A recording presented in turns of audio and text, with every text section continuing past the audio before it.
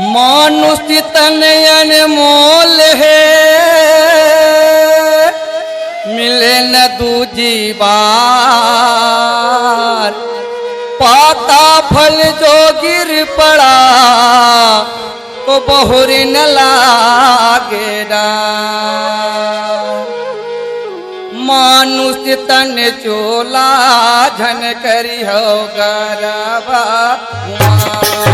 मानुष तन चोला झन करी हो गरबा। मानुष तन चोला झन करी हो गरबा गुमान।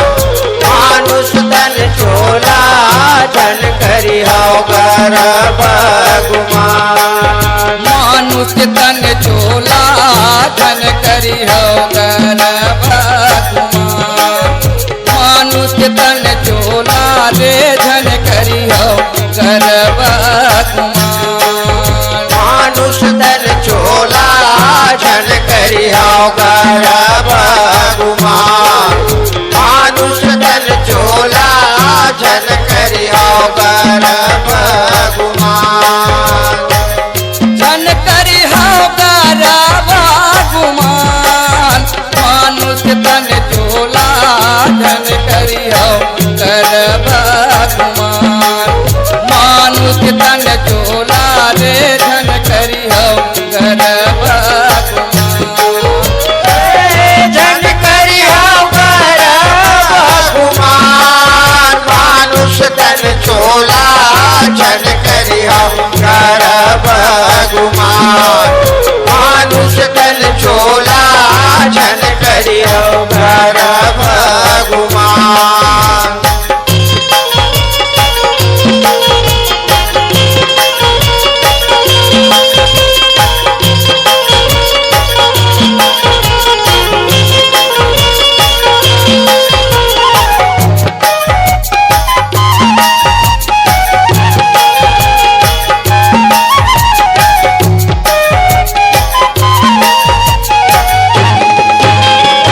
सुने रहे हो रावण के किस्सा, सोने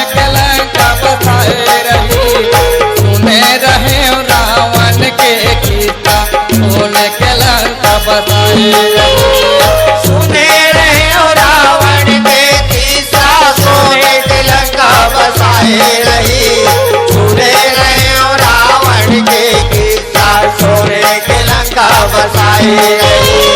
आदि पानिल नहीं तो डराई से राम लबरी बनाए रही। आदि पानिल नहीं तो डराई राम लबरी बनाए रही।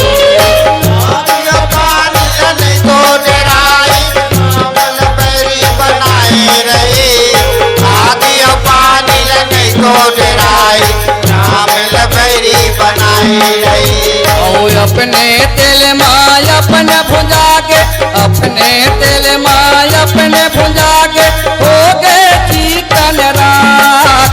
मानुष तन चोला झन करी हो गरबा गुमान। मानुष तन चोला रे झन करी हो गरबा गुमान। झन करी हो गरबा गुमान। मानुष तन चोला झन करी हो गरबा गुमान। मानुष तन चोला झन करी हो गरबा गुमान।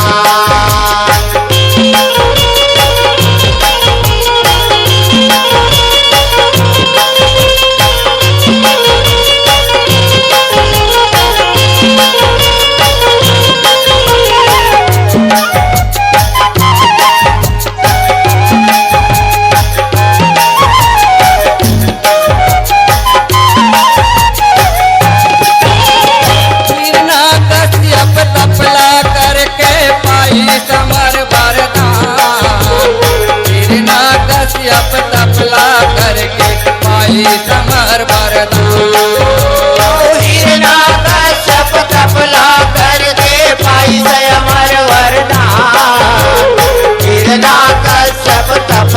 करके पाई समर वरदान। मोरोले बढ़ के कोनो से नहीं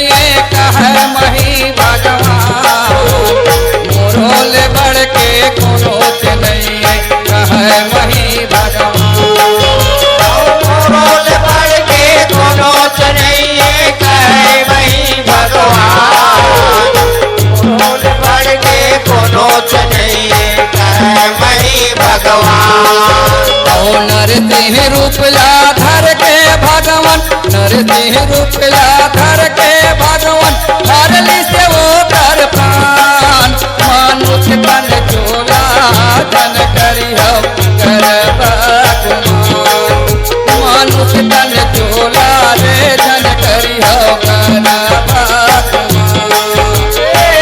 धन करी हो कर भगवान मानुष तन चोला धन करी हो कर भगवान मानुष तन चोला धन करी हो कर भगवान